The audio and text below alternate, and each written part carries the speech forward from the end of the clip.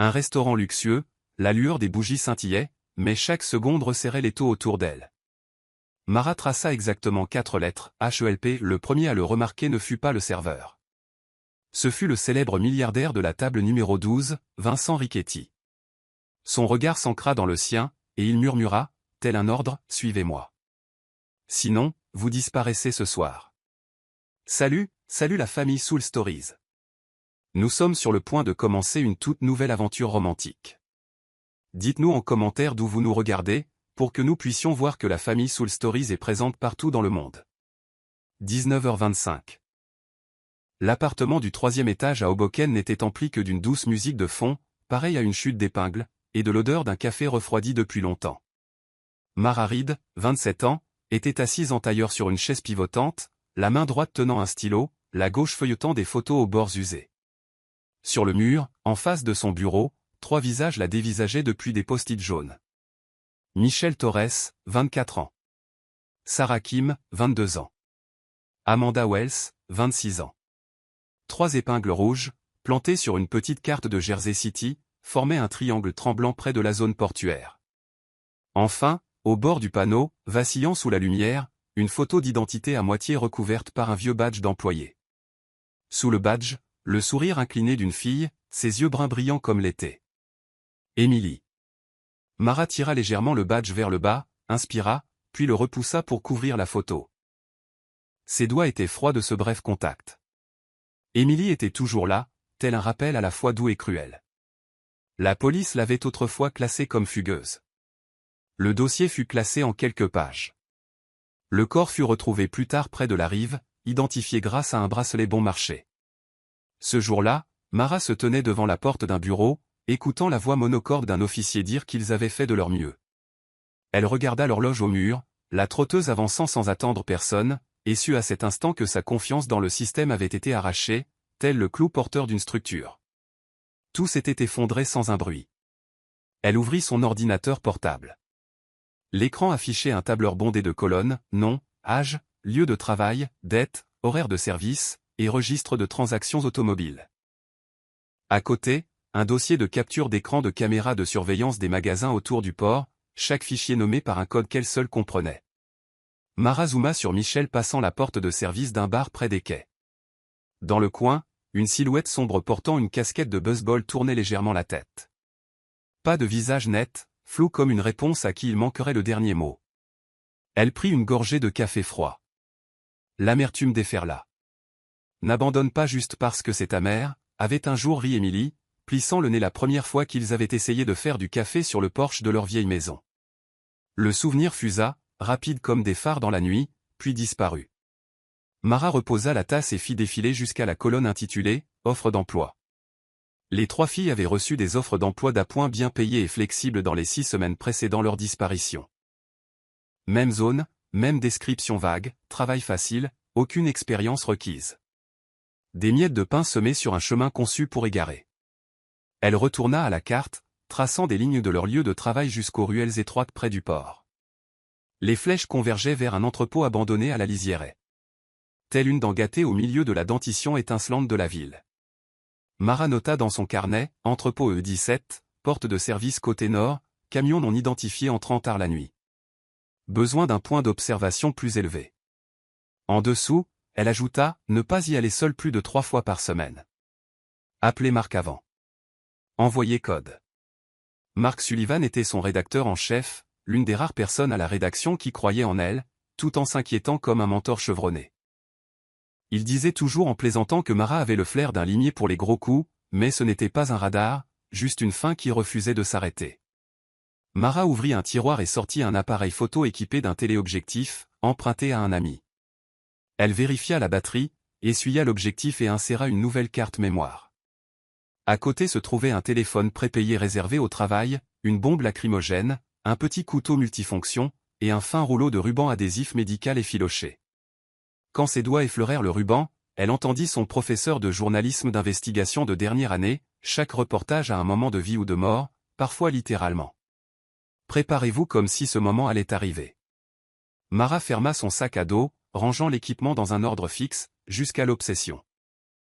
L'appareil photo dans la poche avant, le téléphone prépayé à gauche, le ruban adhésif que sa main pouvait atteindre rapidement.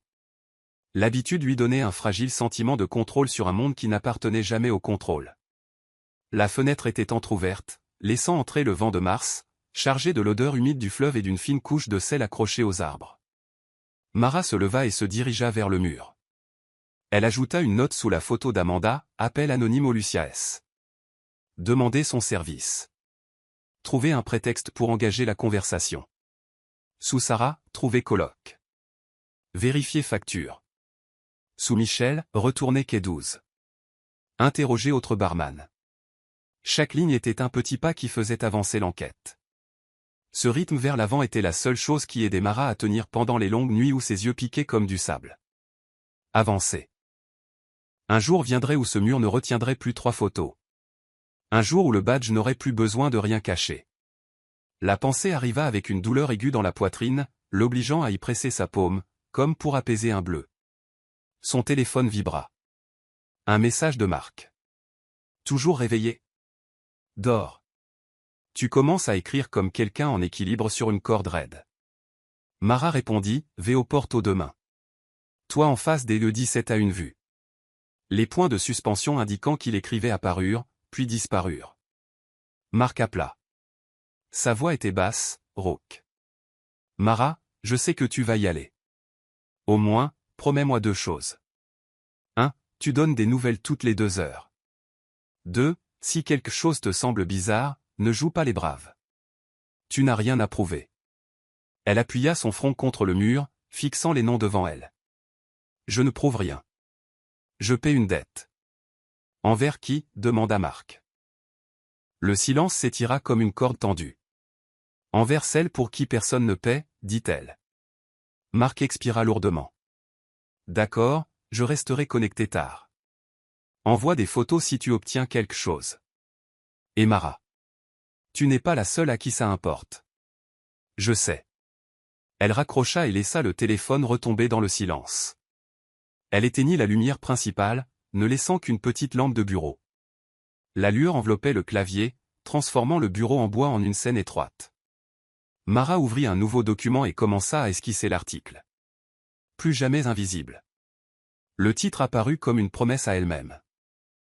Elle structura l'ensemble, ouvrir sur le portrait d'une victime, suivre la piste du recrutement louche, pousser vers cet entrepôt comme la dent gâtée, démêler l'affaire avec des données et des témoignages.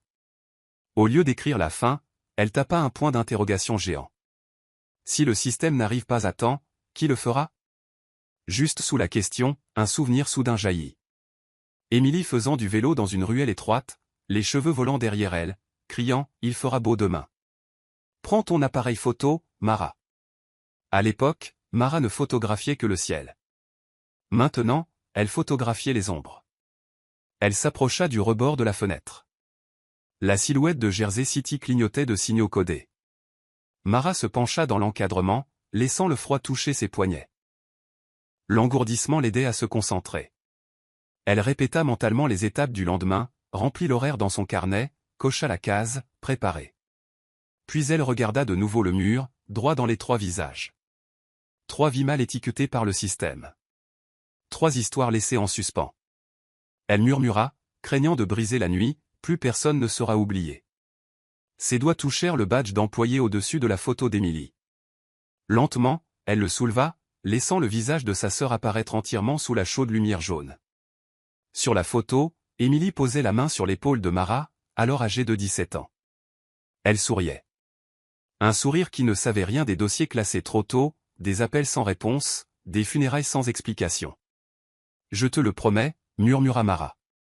Si la justice est trop loin, je marcherai jusqu'à elle. Si la loi ne peut pas suivre, je trouverai un autre moyen. Je ne t'abandonnerai plus. Elle glissa la photo dans son carnet comme un talisman. Puis elle éteignit la lampe, laissant la pièce sombrer dans le bleu pâle de la nuit filtrant à travers le rideau. Avant de dormir, elle régla une alarme matinale, activa le code d'urgence de son téléphone et partagea sa position actuelle avec Marc. Les gestes familiers stabilisèrent son rythme cardiaque. Dehors, un cargo lança un long coup de corne de brume en passant près des quais. Elle ferma les yeux et compta jusqu'à ce que le son se dissolve dans le vent. La nuit avala les derniers fragments de bruit. Dans ce silence presque parfait, Mara se sentit debout sur un pont étroit reliant deux rives. D'un côté, la justice, propre, tamponnée, classée. De l'autre, la vérité, sale, humide, sentant la rouille et l'eau de mer. Elle savait quelle direction elle prendrait demain. Et si elle devait marcher seule sur ce chemin, elle le ferait. Pour les 3 visages sur le mur, pour une photographie cachée trop longtemps, pour un vœu qui n'était plus seulement des mots. C'était devenu sa respiration. Mara remonta la couverture, posant la main sur le carnet dans le noir, comme pour toucher une encre. Plus personne ne sera oublié comme toi, répéta-t-elle la phrase de son premier post-it. Dans le petit appartement, ce vœu n'était ni bruyant ni dramatique. Il s'infiltrait simplement, s'installant dans son cœur comme un courant souterrain. Demain, elle irait au quai, et cette histoire commencerait vraiment. À 6h15, la rosée s'était déposée sur le capot de la voiture, fine comme une couche de sucre. Mara démarra sa vieille Honda, une main posée sur le sac à dos sur le siège passager. L'appareil photo était déjà équipé du téléobjectif. Les batteries de rechange gisaient à côté de la bombe lacrymogène. Elle envoya sa position à Marc avec un court message, boucle du port. Route 17. Nouvelle à 8h. La route vers le front de mer était encore vide, le vent salé s'enroulant dans son col. Mara se gara en face du vieux bloc d'entrepôt, une rangée de béton fissuré, de volets rouillés et de numéros effacés. Les murs étaient striés de taches de sel. Dans le terrain vague entre 2 bâtiments, des traces de pneus se chevauchaient, comme si quelqu'un avait tenté d'effacer des traces, mais avait fini par créer un nouveau labyrinthe. Elle vérifia sa montre et relut ses notes de la nuit dernière. E15 recevait des livraisons à l'aube. E17 voyait habituellement du trafic après 20h. La porte nord des E20 était toujours verrouillée de l'intérieur. Elle se positionna derrière un conteneur abandonné. Assez de couverture, assez de vue. À 6h50, un pick-up anthracite arriva lentement. 2 hommes en sortirent. Casquette de baseball basse, grosse veste zippée. Ils se déplaçaient comme des hommes rompus à l'exercice. Pas d'hésitation, pas de curiosité. Mara leva son appareil photo. Le clic doux fut avalé par le bruit des vagues. L'objectif capta une main tournant une clé, une fine cicatrice sur la jointure. Elle enregistra la photo et passa en mode vidéo. Quand le rideau de fer commença à se lever, une odeur métallique humide et la puanteur de vieille huile s'échappèrent. L'odeur des secrets gardés trop longtemps. À 7h20, un SUV noir sans plaque d'immatriculation se glissa à l'intérieur. La porte nord s'ouvrit légèrement. 2 personnes sortirent des boîtes anonymes scellées au ruban adhésif brun. Marazuma, essayant de percer la mince bande de lumière entre les portes. Puis une ombre s'arrêta dans la lumière des phares. Le visage se tourna de côté, puis vers le haut, comme s'il captait un son. Mara retint son souffle. Une cicatrice d'un blanc vif lui barrait le sourcil gauche, tirant légèrement le coin de son œil vers le bas. Ni féroce, ni dramatique. Juste un trait d'encre froide sur un visage vide. Elle prit 3 clichés d'affilée. Sur le premier, il regardait à droite. Sur la deuxième, droit vers elle. Sur la troisième, son menton plongeait dans l'ombre. Le cœur de Mara rata un battement, comme si elle manquait une marche dans un escalier familier. Elle recula derrière le conteneur, baissant l'appareil photo. Une seule phrase fusa dans son esprit. Claire, en majuscule. Il est là. À 8h15, le silence était revenu. Seul le vent se tordant dans les jointures métalliques et les mouettes striant l'eau de blanc. Mara envoya un SMS à Marc, joignant 3 photos et une note brève, cicatrice sourcil, 35 à 40 ans, plus des gains M80, épaules larges. Probablement le coordinateur. Les points de suspension clignotèrent, puis un emoji pouce levé apparut. Marc était toujours économe en mots quand c'était important. Elle remballa, enfila un bonnet sur ses oreilles et se déplaça vers le toit en pente dès le E19. Sa position de repli. Personne ne regardait jamais en l'air. Les gens le font rarement. À midi, le soleil déchira les nuages en plaques inégales. Mara décida de se retirer. Le bâtiment restait immobile, comme s'il n'avait jamais ouvert les yeux. Elle prit la route arrière vers Hoboken. Au deuxième virage, son rétroviseur s'illumina. Un point argenté la suivait à 2 longueurs de voiture. Un frisson lui piqua la nuque, comme si on y pressait de la glace. Elle regarda attentivement. Nissan Altima argenté.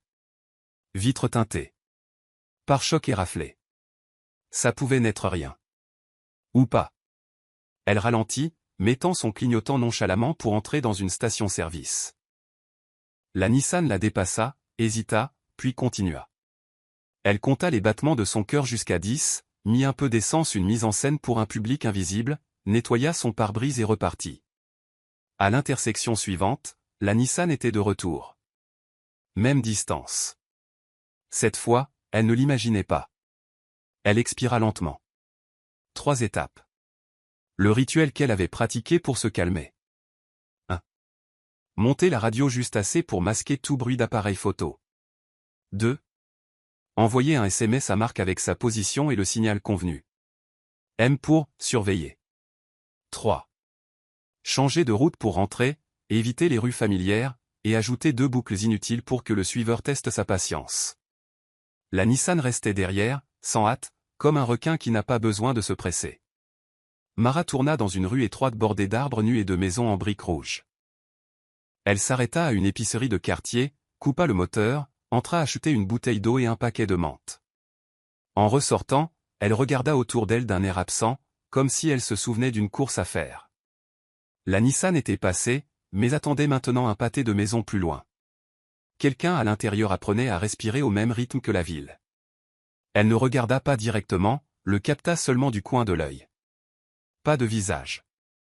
Juste une intention. De retour à son immeuble, Mara ne rentra pas dans le garage comme d'habitude. Elle se gara sur un parking public à un pâté de maison et rentra à pied par un chemin différent. À chaque coin de rue, elle vérifiait les reflets dans les vitrines et les rétroviseurs des voitures. Pas de Nissan. Peut-être était-il parti. Peut-être voulait-il juste qu'elle le sache. L'une ou l'autre de ces possibilités lui glaçait le sang. À l'intérieur, elle verrouilla la porte à double tour, tira les rideaux et posa son sac à dos sur le bureau. Elle téléchargea les photos. Quand le visage balafré remplit l'écran, elle réalisa que sa main serrait la souris trop fort. La cicatrice était une fine ligne blanche sur une peau tannée. Une courbe comme un ongle traîné sur de l'encre en train de sécher. Aucune expression. Pas de moquerie. Juste l'indifférence de quelqu'un habitué à se tenir face à la peur des autres. Elle zooma, mesura l'angle de l'ombre par rapport à la hauteur des phares, estima la stature et prit des notes. Elle sauvegarda le fichier sous E17 visage cicatrice 01, un autre sous cicatrice profil info. Elle envoya le tout à Marc, marqua le message comme urgent et le sauvegarda sur le cloud. Alors que la barre de progression avançait, un vieux souvenir s'infiltra comme de l'eau dans le bois. Émilie lui avait un jour attaché les cheveux avec un ruban bleu et lui avait dit, quand tu traverses des zones sombres, reste au milieu, pas près des murs. L'obscurité près des murs colle aux gens comme de la poix. Mara avait ri à l'époque. Maintenant, elle savait comment marcher dans l'obscurité sans personne pour lui tenir la main. Son téléphone vibra. Marc. Reçu. Ne reste pas sur le balcon ce soir. Elle répondit, Nissan argenté me suit, vitre teintée. Marc tapa vite, change de routine. Utilise l'escalier de secours. Évite l'ascenseur quand tu es seul. Mara posa le téléphone et s'enfonça dans sa chaise. La peur n'arrivait pas comme une tempête. Elle venait comme un brouillard, s'accrochant au poignet, à la nuque, à la peau fine derrière les oreilles. Elle restait. Elle la laissa faire. Ne la chassa pas. Ne simula pas la bravoure. La peur était une information. L'information vous gardait en vie. Elle se tourna vers le mur. 3 visages la fixaient. Des yeux imprimés sur du papier, tenus par des punaises rouges. Sous eux, un badge d'employé couvrait partiellement une photo. Elle le tira vers le bas d'1 centimètre. Le sourire d'Émilie apparut, incliné, doux. Mara lui sourit. Un mince filet de sourire. J'ai vu un visage, murmura-t-elle. Je connaîtrai son nom. Je saurai où il dort, où il boit son café, et où il pense être en sécurité. Et ensuite, je ferai ma part. Dehors, une corne de brume dessina une longue note. L'air salin s'infiltra à nouveau par les fissures. Dans la petite pièce, de nouvelles données s'emboîtaient, comme des pièces d'échecs avançant d'une demi-case. La peur était assise à côté d'elle, silencieuse. La décision se leva la première. Repousser la chaise proprement. Charger les batteries. Planifier les rotations. Finalement, ce sont les petites actions répétées qui deviennent le bâton de marche dans l'obscurité. Et elle marcherait. Non pas parce que le travail l'exigeait, mais à cause d'une promesse nichée dans son carnet, à côté d'une photo au bord décoloré. Pour Émilie, pour celle qu'on ne qualifierait plus jamais de rejetée. Le Lucia luisait comme un aquarium chaud, où le son des couverts s'entrechoquant doucement couvrait le vent humide du dehors. Mara choisit une table d'angle, dos au mur, les yeux balayant à la fois l'entrée et la porte battante de la cuisine. Sur la table, il n'y avait qu'un café noir et son carnet ouvert, avec quelques questions préparées qui ne trahiraient pas une source. Elle envoya sa position à Marc, avec la lettre convenue, à 20h55, une fille aux cheveux bouclés attachés poussa la porte de la cuisine. Amanda Wells. Elle reconnut Mara immédiatement. Son hochement de tête fut minuscule, comme s'il pliait l'air. Amanda porta un plateau à la table voisine, le posa, puis se pencha pour murmurer, dans 15 minutes. Je n'en ai que 3. Puis elle s'éclipsa comme une vague qui se retire. Mara vérifia l'heure. Chaque seconde passait comme des ongles tapotant une plaque de verre. Elle se rappela, ne pas trop insister. Ne pas toucher aux détails qui figeraient Amanda. Lui donner une sortie. C'est ce dont un témoin vivant a besoin, avant de pouvoir donner la vérité à quelqu'un. 21h02, Amanda revint, posant un verre d'eau que personne n'avait commandé. Sa main trembla une fois. Il te surveille déjà, dit Amanda, les yeux ne rencontrant jamais les siens. La Nissan argentée. Ça fait 3 jours. Je l'ai vu rôder ici la nuit dernière. Mara sentit sa gorge se serrer. Merci. Es-tu en sécurité? Personne n'est en sécurité, répondit Amanda, la voix fine comme un fil mais intacte. Il recrute avec du cash, des horaires flexibles, et change constamment de lieu. Celle qui essaie de partir disparaît. Elle inspira. Ne t'assieds pas près de l'entrée. Et si ça tourne mal, passe par la cuisine. Il y a une sortie de service.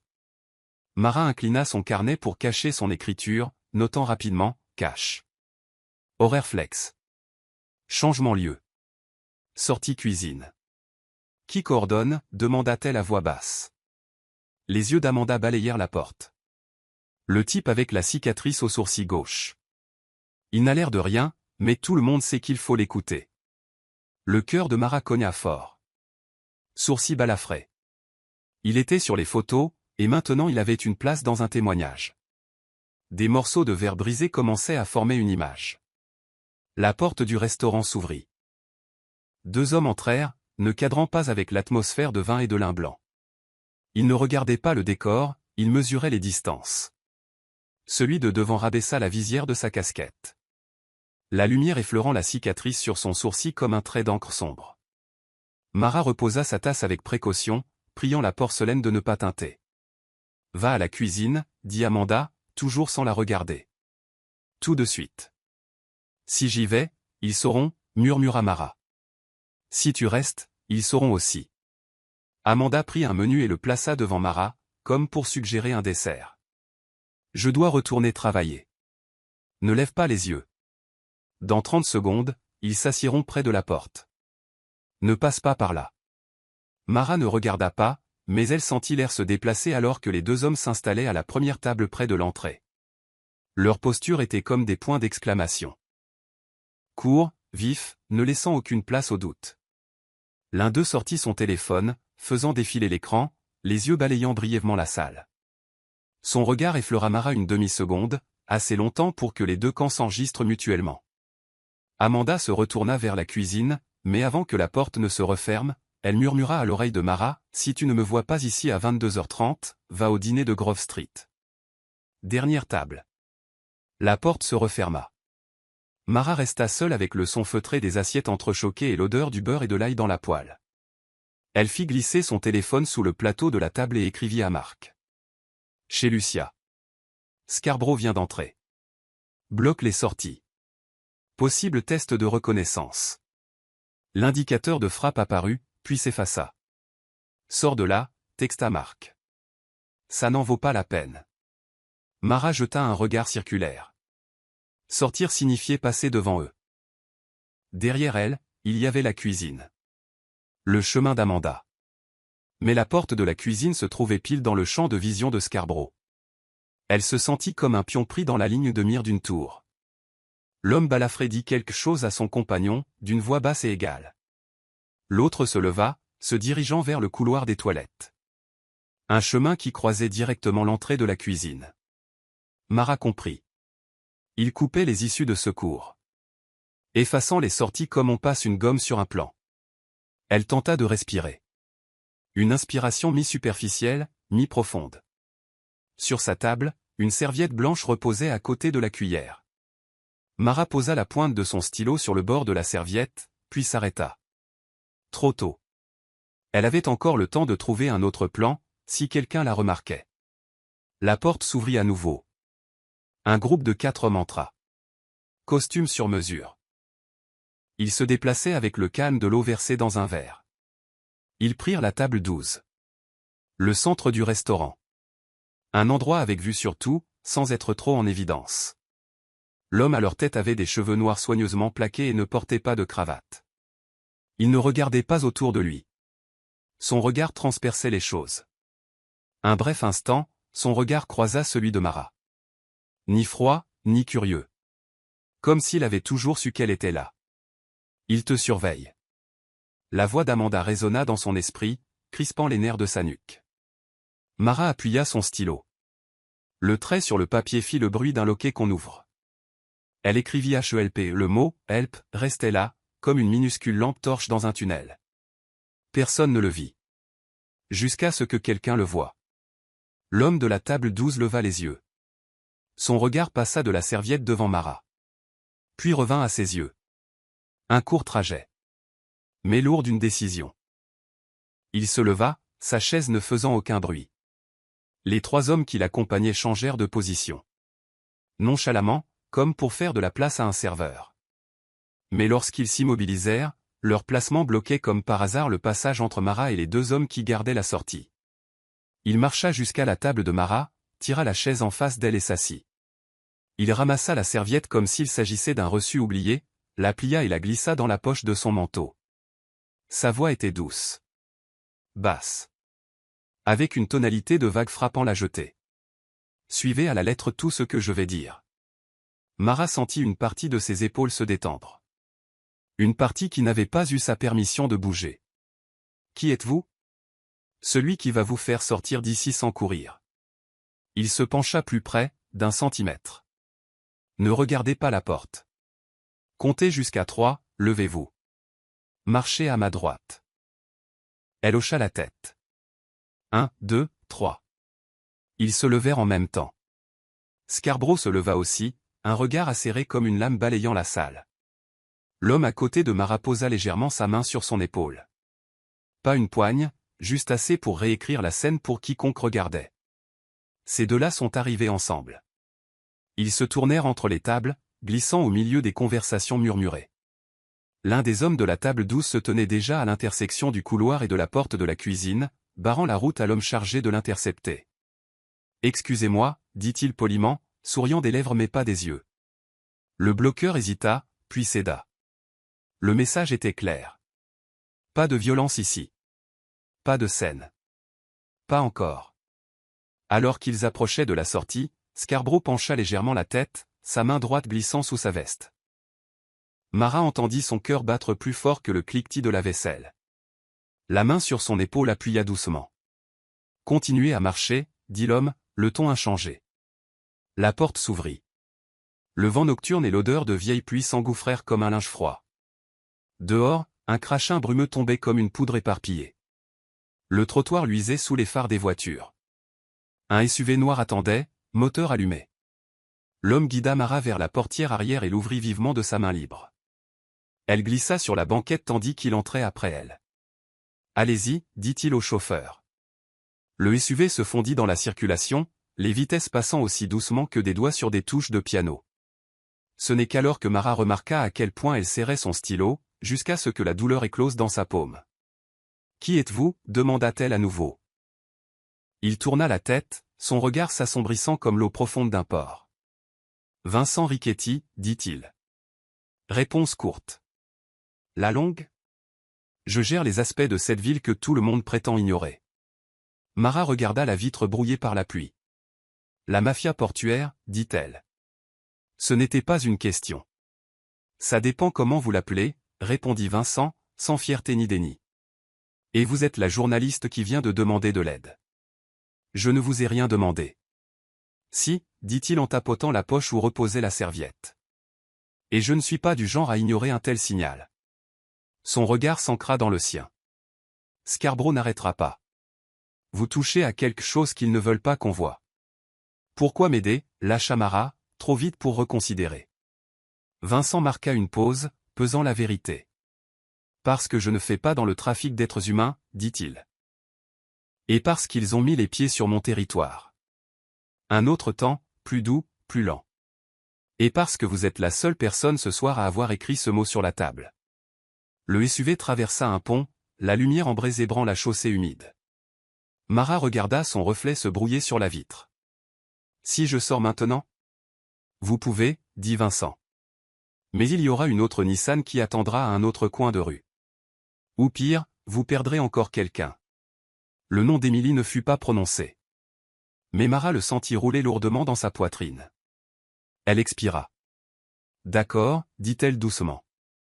Pour ce soir. Vincent se renversa en arrière, ses yeux s'adoucissant d'un degré seulement perceptible si l'on était assis très près. Ce soir, répéta-t-il. Je vous emmène dans un endroit sûr. Demain, si vous le voulez, vous partez. Si vous restez, nous parlerons. Des photos du E17, des caisses non marquées, des schémas de déplacement, et des vraies personnes derrière ces données. Et de Scarborough, ajouta Mara. Et de lui, acquiesça Vincent. Comment s'appelle-t-il? Quand vous serez en sécurité, je vous le dirai. Il se tourna vers elle. Une règle à partir de maintenant. Vous demandez tout. Et je réponds seulement à ce qui ne vous fera pas tuer trop tôt. La pluie s'épaissit, tambourinant contre le toit. Mara se laissa aller contre le dossier. La peur ne partait pas. Elle changeait simplement de place, comme une invitée silencieuse passant à une autre chaise dans la même pièce. Pourquoi s'en souciait-il? La question flotta dans son esprit, puis se dissolut dans la pluie. Peut-être pas à cause d'elle. Peut-être à cause d'une ligne qu'il avait tracée et qu'il protégeait. Ou les deux. Vincent sortit la serviette de sa poche, l'étudia une seconde, puis la rangea plus profondément. Pour me souvenir, dit-il sans la regarder, que parfois un mot écrit au bon moment sauve une personne. Et que parfois, une personne en sauve plus que cela.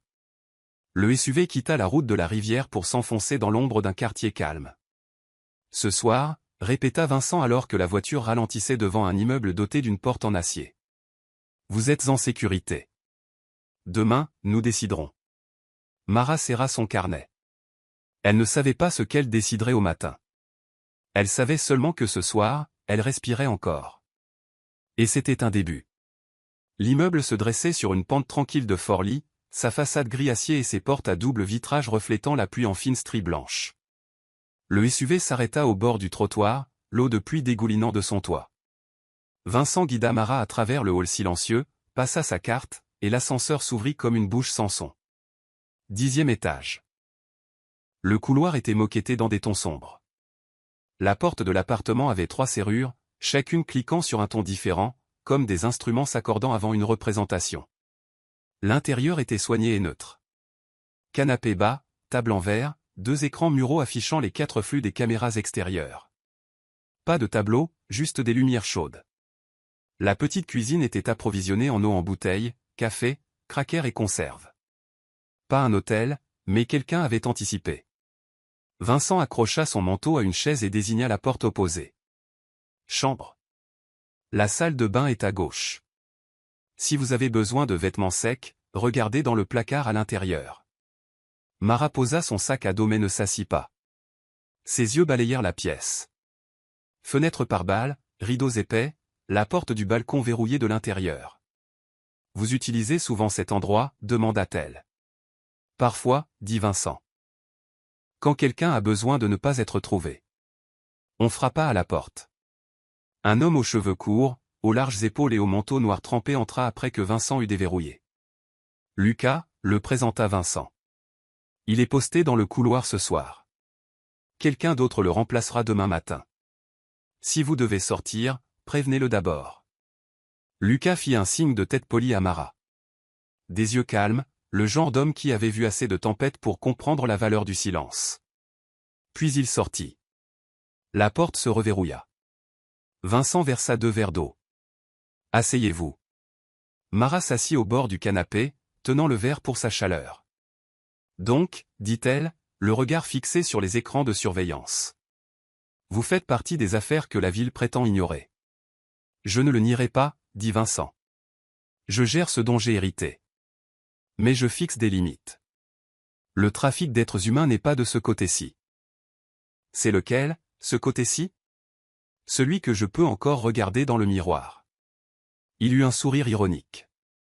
Étrange parole venant de moi, je sais. Mara s'adossa légèrement. L'épuisement s'abattit sur elle comme une vague. Et moi? J'écris sur les choses que le système refuse de voir. Et ce soir, vous êtes devenu une partie de l'histoire, dit Vincent. Personne n'aime ça. Pas même les journalistes. Mara sourit faiblement. C'est vrai. Le silence s'étira entre eux. La pluie tapotait le rebord de la fenêtre comme une vieille chanson. Vincent l'étudia. Pourquoi risquez-vous votre vie pour ça? La question atterrit doucement, mais profondément. La gorge de Mara se serra, sèche comme si elle avait avalé un caillou. Elle regarda son verre, les gouttes de pluie striant la vitre, ses mains posées sur ses genoux. La justice, dit-elle. La réponse toute faite. Vincent attendit. Elle ajouta, parce que personne d'autre ne le fera. Il attendait toujours, le regard fixe mais sans insistance. Les lèvres de Mara se pincèrent. Au bord de sa conscience, un visage vacilla. Émilie, les cheveux attachés haut, riant en volant la veste préférée de Mara. Puis la porte de la morgue. L'odeur de désinfectant. La voix plate de l'officier. Elle est probablement partie d'elle-même plus tôt. La douleur lui serra la poitrine. Elle rebâtit ses murs. Aussi net que de tirer un rideau. Que attendez-vous de moi? Demain matin, je veux tout ce que vous avez, dit Vincent. Photo, horodatage, nom, racine. Ce que vous n'avez pas envoyé à votre rédacteur en chef. En retour, je vous dirai ce que je sais. Qu'en ferez-vous? L'utiliser pour les traîner hors de l'ombre, dit-il simplement. Plus vite qu'une pile de papier tamponné rampant de bureau en bureau. Pas de police. Parfois la police, dit Vincent. Mais pas pour commencer. Il posa son verre. Vous pouvez dormir ici. Personne ne peut entrer. Demain matin, si vous voulez partir, je demanderai à quelqu'un de vous conduire. Si vous restez, on s'organisera. Sans condition. Mara pencha la tête en arrière, fermant les yeux un instant. La fatigue, la peur, et une fine couche d'une étrange confiance commençaient à se former. Un fil reliant 2 rives qui n'auraient pas dû se rencontrer. Elle rouvrit les yeux. Vous avez des règles? Une, dit Vincent. Ne pas blesser les innocents. 2, ne jamais laisser quelqu'un d'autre décider de qui doit vivre. 3, si tu fais une promesse, tiens-la. Il sourit faiblement. Vieux jeu, peut-être. Mais dans le noir, les vieilles amarres gardent les gens humains. Mara hocha la tête. J'ai une règle, dit-elle. Je ne cache pas la vérité dans mes écrits. Je ne vous demande pas de le faire, dit Vincent. Juste de choisir le moment. Il se leva, désignant la chambre. Reposez-vous. On parlera affaires demain. Ce soir, contentez-vous de respirer. Elle prit son sac à dos et s'arrêta sur le seuil. Merci d'avoir vu ce mot. Vincent pencha la tête, acceptant des remerciements qu'il ne pensait pas mériter. Parfois, un petit mot maintient quelqu'un en vie jusqu'au matin, dit-il. Dormez, Mara. La porte se referma. Dans la pièce sombre, Mara posa son sac près du lit. Sa main effleura la poche de son carnet. La petite photo à l'intérieur était chaude comme une pierre. La question de Vincent persistait. Pourquoi risquer votre vie? Elle se retourna, ramena la couverture sur sa poitrine. Parce que je ne peux pas faire autrement, murmura-t-elle, ne sachant pas à qui elle répondait. Dehors, la pluie continuait. Régulière comme un stylo grattant le papier. Demain, elle dirait tout. Mais ce soir, elle gardait Émilie là où elle seule pouvait l'atteindre. Un secret sans mots. L'odeur du café frais mêlée à la lumière pâle du matin filtrait à travers les rideaux. Mara sortit de la chambre, les cheveux attachés à la hâte, portant un sweatshirt emprunté. Vincent était déjà à la table de la cuisine. Ordinateur portable ouvert à côté d'une grande carte imprimée. Il avait marqué des points autour du port de différentes couleurs. « Bonjour », dit-il en lui faisant glisser une tasse de café corsé.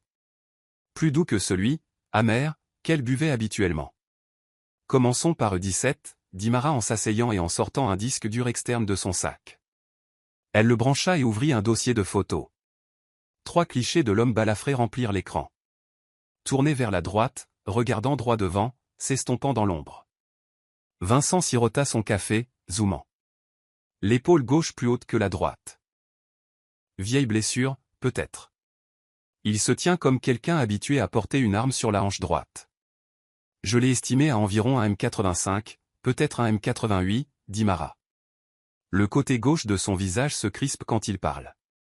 Ils passèrent en revue la liste. Véhicule non identifié, heure d'arrivée, carton scellé, image des itinéraires.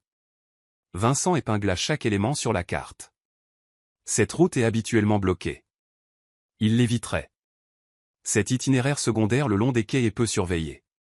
Il ouvrit un autre dossier, sa propre chronologie. Expédition avec des manifestes irréguliers. Navires enregistrés au nom de société écran. Chauffeur apparaissant sur plusieurs itinéraires. Le cartel se développe, conclut-il. Activité doublée en 3 mois. Ils font une pause au Texas, puis disparaissent. Un frisson parcourut la nuque de Mara malgré la chaleur de la pièce. La justice est trop lente, dit-elle d'une voix plate. Si nous attendons, d'autres personnes seront blessées. Vincent ne discuta pas, alors nous agirons nous-mêmes, dit-il calmement, comme s'il suggérait un changement de place. Il tapa, affichant un schéma. Je vais déclencher des diversions sur 3 de leurs sites clés. Quand ils déplaceront leurs effectifs, nous donnerons un tuyau anonyme à vos contacts à propos des E17. Le FBI viendra. Je m'assurerai que la porte de l'entrepôt n'est pas verrouillée de l'intérieur. Vous avez des contacts au FBI? Mara haussa un sourcil. J'ai des gens partout. D'autres gens pointent encore chaque matin, dit Vincent. Sans se vanter, juste en énonçant un fait. Mais je ne les utilise que pour ouvrir les portes au bon moment. Je vais préparer le dossier de preuve, dit Mara. Photos, horodatage, registre des témoins. Il ira à un agent au dossier impeccable. Quelqu'un qui n'est pas à vendre. Elle tapa un nom, Sarah Whitmore. L'agent que Marc avait un jour appelé, l'une des rares à ne pas avoir peur de faire les choses bien. Et les filles? Mara désigna les points rouges représentant celles qui étaient détenues. On ne peut pas en faire des accessoires pour un raid. Non, dit fermement Vincent. La priorité absolue est de les faire sortir en toute sécurité. Mes hommes les emmèneront par l'arrière quand les gyrophares s'allumeront. Le FBI entrera par l'avant. Ça ressemblera à une opération parfaite. Mara hésita. Si quelqu'un est blessé. Je ne le permets pas, dit Vincent. Cela semblait irréaliste. Mais le poids dans son ton venait d'un homme qui avait déjà transformé des impossibilités en procédures. Et si les choses tournent mal? Je vous sors de là en premier. Je gère le reste. Elle l'étudia. Alors, quel genre de pacte est-ce? Même objectif, différents moyens, dit Vincent. Vous gardez l'histoire propre. Je garde vos mains propres de sang. Vous enregistrez la vérité. Je m'assure que vous viviez pour la publier. Ses yeux rencontrèrent les siens. Vous me faites confiance? Mara pensa à la Nissan argentée, à l'homme balafré, à la pluie sur le toit de la voiture et à la serviette pliée. La confiance n'était pas quelque chose qu'elle accordait facilement. Mais ici, entre la carte et le café, il y avait une rare forme d'honnêteté. Oui, dit-elle doucement. À certaines conditions. Vincent hocha la tête. Nommez-les. Premièrement, vous ne prenez pas une vie s'il y a un autre moyen. D'accord. Deuxièmement, je décide comment l'histoire est racontée. Pas question de polir votre image. Je n'ai pas besoin d'être poli, dit Vincent avec un léger sourire. Ne faites juste pas de moi quelque chose que je ne suis pas. Troisièmement, dit-elle, si je dis stop, vous arrêtez. Il y aura un point où je verrai la ligne. Vincent réfléchit un instant. J'arrêterai. Si arrêter ne coûte pas plus de vie, corrigea Théil. Et je vous dirai pourquoi. Mara hocha la tête. Alors appelons ça un contrôle partagé. Ils se touchèrent la paume au lieu de se serrer la main. Un geste à la fois pratique et étrangement solennel. Ce soir, dit Vincent, tapant quelques courts messages en italien. Je commence à agiter la ruche. Vous préparez le dossier pour Whitmore. Programmez la livraison pour 9h30. Je supprimerai tous les détails qui pourraient remonter jusqu'à vous, dit Mara. Pas pour vous protéger. Pour protéger l'affaire. Compris. La lumière de l'après-midi déclinait sur le rebord de la fenêtre. Ils travaillaient aux deux extrémités de la table. La lueur de leurs écrans éclairant leurs visages comme des lanternes dans une grotte. Parfois, Vincent lui tendait une liste de plaques d'immatriculation. Parfois, Mara lui lisait une ligne de sa chronologie.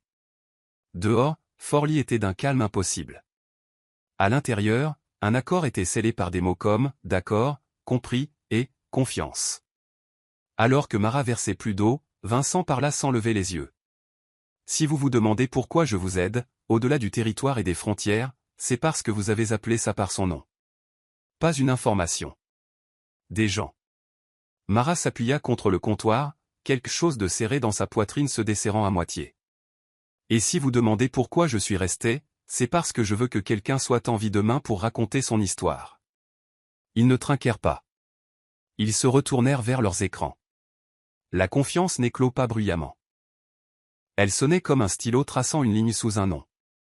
Douce, mais indubitablement claire. L'après-midi s'étirait sur Forlì avec une fine lumière dorée, comme si quelqu'un avait brossé de la peinture le long des cadres de fenêtres. Mara relisait le dossier à envoyer à l'agent Whitmore lorsque le téléphone de Vincent vibra à plusieurs reprises. Des messages courts, saccadés, en italien approximatif. Il se tenait près de la fenêtre, la colonne vertébrale droite, les yeux s'assombrissant à chaque alerte. Le dernier message lui fit serrer la mâchoire si fort qu'elle put entendre le faible claquement de ses dents. Que s'est-il passé? Mara leva les yeux. Un groupe armé s'est approché de la zone de chargement sur la rive ouest, dit sèchement Vincent. C'est géré. Géré quand? Elle posa son stylo. Il y a 3 jours. Les 3 mots tombèrent sur la table comme des glaçons. Il y a 3 jours, répéta lentement Mara. Vous êtes venu ici 2 fois par jour, apportant du café, planifiant, et vous n'avez rien dit. Parce que c'était déjà fini, répondit directement Vincent. Et parce que cela ne concernait pas votre chemin, faux. La voix de Mara s'amincit, comme une corde de guitare trop tendue. Tout me concerne quand vos hommes tirent à 3 kilomètres d'ici. Quand ils sont assez proches pour savoir où je suis. Pour frapper à la porte de cet appartement. Il se retourna. Je ne voulais pas vous charger d'une peur supplémentaire dont vous n'aviez pas besoin. Vous ne vouliez pas que j'aie peur ou vous ne vouliez pas que je sois au courant? Mara se leva, les paumes froides. J'ai perdu quelqu'un parce que j'ai fait confiance à des gens qui disaient qu'ils me protégeraient. Les mots s'échappèrent avant qu'elle ne puisse les retenir. La pièce se figea une demi-seconde, comme un bug d'écran. Vincent ne parla pas. Il la regarda seulement, le regard s'intensifiant, attendant la suite. Émilie, dit Mara, le nom de sa sœur comme une aiguille perçant un tissu épais. Ma sœur. Ils ont dit qu'elle avait fugué. J'ai fait confiance à la police pour qu'elle fasse ce qu'elle était censée faire. J'ai fait confiance aux adultes, au système, aux promesses. Et puis ils ont trouvé un corps près de la rivière, ont classé l'affaire comme on scelle une boîte vide. Depuis, je ne confie mes décisions à personne d'autre. Vincent fit un pas vers elle. Pas trop près. Je suis désolé, dit-il doucement. Pas le genre de désolé destiné à excuser. J'ai l'habitude de contrôler l'information parce que c'est comme ça que les gens survivent dans mon monde. Mais je comprends que vous ayez besoin de savoir pour pouvoir choisir. Pas pour choisir. Mara secoua la tête, les yeux piquants d'une manière qu'elle avait appris à endurer. Pour être traitée comme une adulte. Pour ne pas être transformée en quelque chose qui doit être caché. Le temps s'étira, tendu comme un fil. Vincent leva la main, lentement, la laissant voir, et la posa sur son poignet, un contact aussi léger que pour vérifier la chaleur. Je ne vous vois pas comme quelque chose à cacher, dit-il. Si j'ai retenu l'information, c'est l'habitude de quelqu'un qui a vécu trop longtemps avec les balles. Mais à partir de maintenant, je ne retiendrai plus rien. Tu ne promets pas, Vincent, dit doucement Mara. Tu fais. Quelque chose vacilla dans ses yeux, comme l'eau s'apaisant après le vent. Il l'attira juste assez près pour que leur souffle se touche. Alors je le ferai, dit Vincent. Et si j'oublie, rappelle-le-moi. Tu peux encaisser ça? Demanda Mara, le coin de sa bouche tremblant de la vérité maintenant dite à voix haute. Je peux t'encaisser, toi, répondit Vincent. Et la distance restante entre eux disparut. Le baiser ne fut ni bruyant, ni précipité, mais comme une décision qui avait été signée des heures auparavant. Sa bouche était chaude, goûtant faiblement le café et les restes de pluie. Sa main glissa derrière sa nuque, ne la poussant pas, juste posant un point final à une phrase. Mara répondit, entendant son rythme cardiaque rattraper le sien, sentant les angles vifs de la journée s'adoucir. Dehors, une voiture passa, dispersant la lumière sur le plafond comme des vagues roulantes. À l'intérieur, l'espace entre leurs mondes séparés rétrécit, puis vola en éclats. Quand ils s'arrêtèrent enfin, leurs fronts toujours proches, Vincent murmura, « Je ne peux pas promettre la sécurité à chaque étape du chemin, mais je promets la vérité. » Et je promets, murmura Mara, ses doigts effleurant une légère cicatrice sur sa main, que je ne partirai pas quand les choses deviendront inconfortables. La nuit tirait les rideaux. Ils s'embrassèrent à nouveau, plus longuement, plus profondément, comme s'ils cherchaient tous deux un rythme commun pour survivre à la tempête. Pas de musique, sauf le retour du crépitement de la pluie, tapotant doucement à la fenêtre, comme une horloge privée ne mesurant que leur temps. Après, ils restèrent immobiles dans la lumière dorée déclinante, écoutant leur cœur s'installer dans un tempo sûr. Mara fixa le plafond, sentant un espace dans sa poitrine, froid depuis bien trop longtemps, se remplir de cette chaleur inconnue. Le sauvetage et le danger étaient assis ensemble au bord du lit, aucun ne repoussant l'autre. Elle savait que demain exigerait un prix pour chaque choix fait ce soir, mais à cet instant, pour la première fois depuis longtemps, elle n'avait pas l'impression d'être seule sur un pont fragile entre l'ombre et la lumière. « Dors, dit Vincent, la voix fatiguée. Demain nommera chaque porte. Et les défoncera, répondit Mara. Plus personne ne restera enfermé. L'aube se leva comme une lame d'argent effleurant le bord de la ville. À 8h17, la première notification de la taupe du FBI arriva sur le téléphone de Vincent. Le dossier est sur le bureau de Whitmore. À 8h41, l'équipe tactique se mit en position à 3 pâtés de maison de l'entrepôt E17. À 9h12, le trafic radio devint silencieux et passa en code de commandement. L'appartement semblait retenir son souffle avec eux. Mara était assise à la table, l'oreille tendue à chaque bribe de mise à jour, les yeux fixés sur l'écran de son ordinateur. Photos, diagrammes, noms, horodatage posés comme des pierres vertes marquant un chemin pour les forces de l'ordre. Vincent arpentait la pièce en ligne tendue, téléphone à la main. Point de blocage ouest en place, dit-il en italien dans le récepteur. Retirez-les de la porte nord 3 minutes après la sirène. 9h15, le signal. Mara imagina le bruit sourd de la porte forcée. Des bottes martelant le béton. Le cri, FBI, roulant et se répercutant comme le tonnerre dans le vide de l'entrepôt. Elle s'agrippa au bord de la table.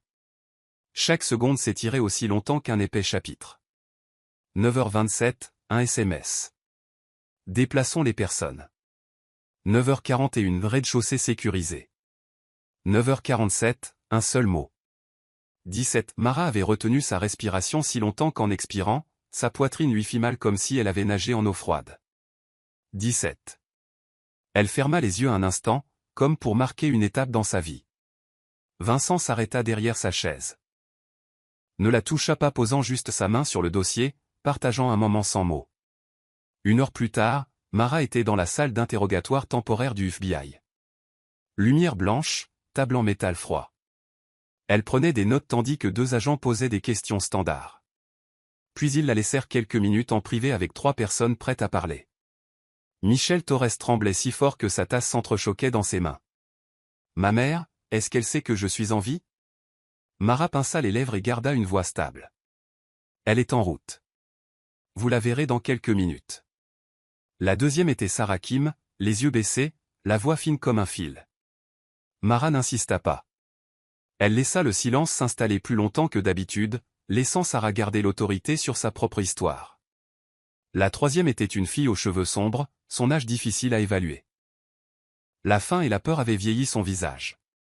Elle tournait un petit pendentif à son cou, une feuille d'argent. Mara se figea. La feuille était identique à celle d'Emily, celle qu'elles avaient achetée à un marché de week-end. Les sœurs riant de voir à quel point une babiole bon marché pouvait sembler si frappante une fois portée. « Ce collier ? Où l'avez-vous eu ? Demanda doucement Mara. Ma voisine de lit me l'a donné, dit la fille, toujours en le tournant. Elle a dit de le garder, pour la chance. Elle est tombée d'une fenêtre pendant un transfert. La dernière phrase glissa de sa bouche comme une feuille morte, direction inconnue. Mara posa son stylo. Pendant une fraction de seconde, la salle d'interrogatoire devint une vieille cuisine ensoleillée, sa sœur penchant la tête en riant.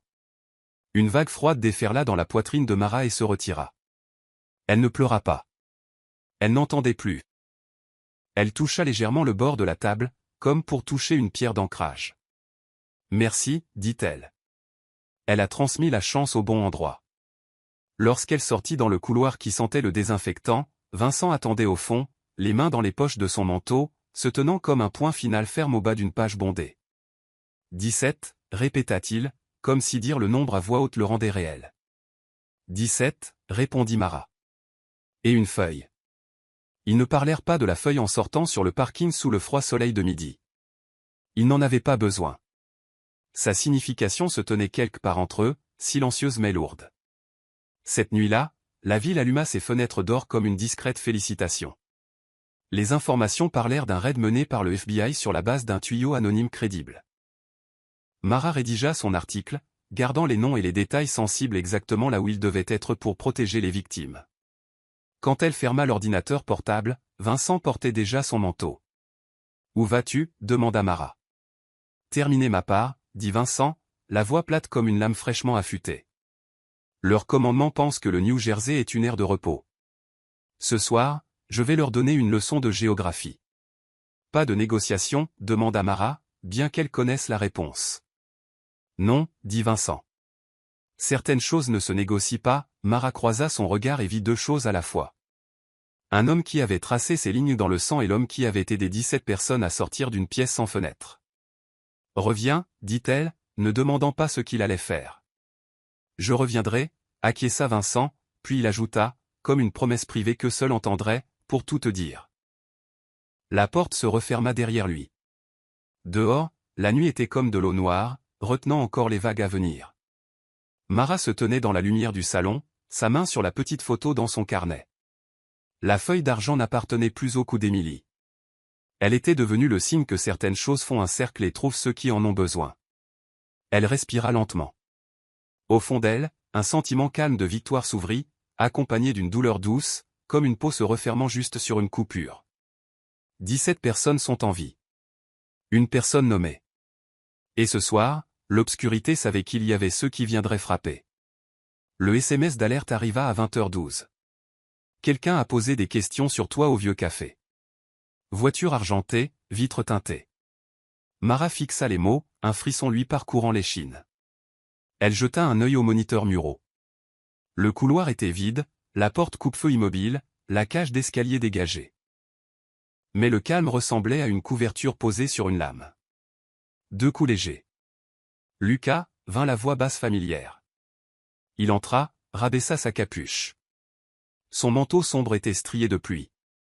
Ils n'ont pas lâché, dit-il brièvement. Ils ont changé l'équipe de filature. Ça veut dire qu'il y a de nouveaux ordres. Mara hocha la tête en signe de remerciement. Elle voyait Lucas de près pour la première fois. Mâchoire dure, yeux calmes. Quelqu'un habitué à se tenir sous une pluie de plomb. Depuis combien de temps connais-tu Vincent ? demanda-t-elle. 12 ans, dit Lucas, clignant lentement des yeux. Il y a 10 ans, embuscade de Riverside. Je l'ai sorti d'une voiture en feu. Depuis, on s'appelle la famille. Le mot « famille » avait à peine réchauffé l'air lorsque la première détonation frappa la porte en métal comme une masse. L'appartement entier trembla. Le verre renforcé vibra. Des impacts de balles criblèrent la vitre. À l'intérieur, Lucas aboya, poussant Mara dans la chambre, son autre main arrachant une trousse de secours et une arme de poing d'une armoire. Des bruits de bottes lourdes martelèrent le couloir. Le pouls de l'appartement s'accéléra comme son propre cœur. La deuxième rafale déchiqueta la serrure. Le bois vola en éclats. Lucas glissa au coin du mur, se penchant juste assez pour avoir un angle de tir, et renvoya 2 tirs nets. Équipe 2, position C, dit-il dans sa radio. Voix plate, froide. Une courte réponse en italien crépita en retour. Mara se plaqua contre l'armoire, se souvenant des exercices d'évacuation de sa formation de journaliste. Mets-toi à terre. Trouve un mur porteur. Tais-toi. Mais son esprit ne tenait pas en place. Il projetait des images. Émilie, la feuille d'argent. Les mots, ne sois plus en retard. Une forme sombre se profila dans l'embrasure défoncée. Le reflet d'acier d'un canon. À terre. Lucas se jeta sur Mara juste au moment où les tirs déchiraient l'air en deux. La douleur troua le son de la pièce. Lucas plia, le sang s'étalant sur son épaule gauche, sa main toujours stable sur l'arme, ripostant assez proprement pour faire hurler le tireur et le forcer à battre en retraite. Ça va, râla Lucas, la sueur froide perlant déjà à son front. Juste une éraflure. Toi, tu ne bouges pas, non, dit Mara, sa voix étrangement calme. Elle s'agenouilla près de lui, pressant de la gaze sur la plaie comme on le lui avait appris. Le sang était chaud, collant sur ses mains. Mais cette fois, ses mains ne tremblaient pas, je pense, tu tires. Renfort dans 2 minutes. Leurs regards se croisèrent une brève seconde. Acquiescement. Confiance. Pas besoin de mots. Les coups dans le couloir devinrent chaotiques, puis s'éloignèrent. Des sirènes montèrent au loin. Des bruits de bottes synchronisés se rapprochèrent. La porte, maintenant une mâchoire brisée, bâillait sur un vide enfumé. 2 des hommes de Vincent firent irruption, sécurisant l'espace, appelant un mot de passe. Lucas ne se détendit d'une fraction qu'après avoir entendu le contre-signal. Terminé, dit-il doucement, ses épaules s'affaissant sous le poids. Mara serra le pansement, sentant son rythme cardiaque ralentir. Au milieu des sirènes et des radios, elle comprit quelque chose. Vincent n'était pas seulement la mafia. Il avait un foyer. Il avait des gens loyaux. Non par peur, mais parce qu'ils le méritaient. La loyauté ne naît pas dans les ténèbres. Elle survit parce que quelqu'un tient la ligne avec son propre sang. Elle adossa Lucas contre le mur, gardant son bras surélevé pour ralentir le saignement. Émilie est morte parce que j'étais trop en retard, dit-elle à personne en particulier. Les mots voyageant dans une pièce qui sentait encore la poudre. Cette fois, je me relève. Pas un vœu, une décision. La peur était toujours là, une ombre juste derrière elle. Mais pour la première fois, Mara se retourna pour lui faire face. Quand Vincent fit irruption, ses yeux balayèrent la scène. Ses épaules se détendirent quand il vit Lucas respirer et Mara stable. « Tu es blessé ?» « Je vais bien, dit-elle, pressant toujours la gaze, ses ongles tachés de rouge. On continue. Dans les yeux sombres de Vincent, il y eut, un bref instant, quelque chose comme un rare rayon de soleil sur l'eau noire. De la fierté, et un battement de cœur plus tard, de l'acier. La série d'enquêtes se dirigeait vers la première page. La salle de rédaction bourdonnait comme une fourmilière avant une deadline. Mara était assise droite, tapant les dernières lignes. Réseau de trafic, chronologie, 17 survivants, chaque phrase serrée comme un nœud. Une alerte de publication apparut sur son écran. 9 heures demain. 15 minutes plus tard, un post anonyme apparut sur un réseau social professionnel. Une journaliste du Jersey Tribune devient trop proche de sa source. Elle couche avec la mafia pour un scoop ? En pièces jointes, des photos floues prises sous un angle caché. Mara montant dans un SUV noir, une main sur son épaule chez Lucia. La silhouette de Vincent derrière une vitre. Le conte était un conte bidon, mais le ton sentait le familier, comme un vieux manteau.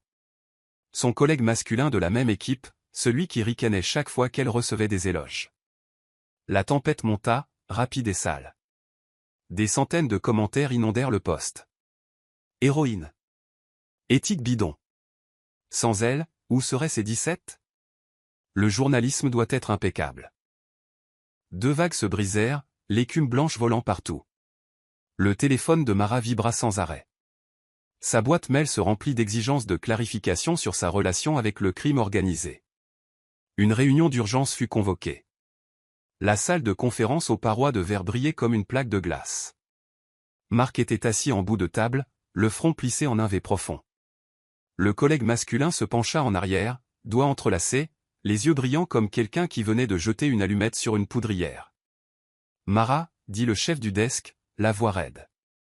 Nous avons besoin que vous confirmiez qu'il n'y a aucun conflit d'intérêts affectant votre reportage. » Mara se leva, voyant son propre reflet dans le verre. Mon article a 3 sources indépendantes pour chaque détail. Documentation légale complète, témoignages et vérification du FBI, dit-elle calmement. Si vous voulez que cette rédaction abandonne l'article à cause d'une rumeur anonyme, faites-le.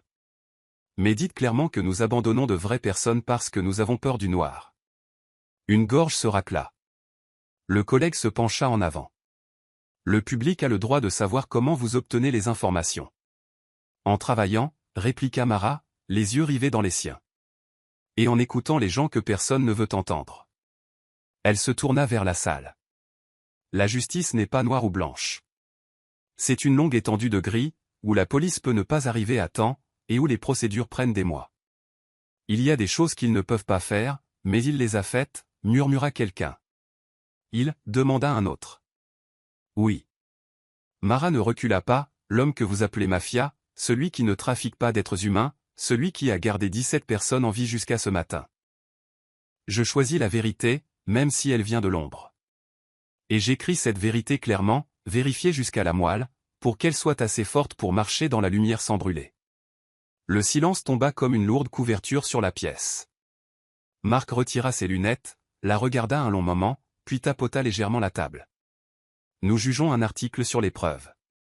Les preuves de Mara tiennent la route. L'article est publié. Il jeta un coup d'œil à l'incendiaire. Et concernant le poste diffamatoire anonyme, le service juridique s'en chargera. Après la réunion, le couloir sentait l'encre. La moitié de la rédaction lévitait comme de l'électricité statique.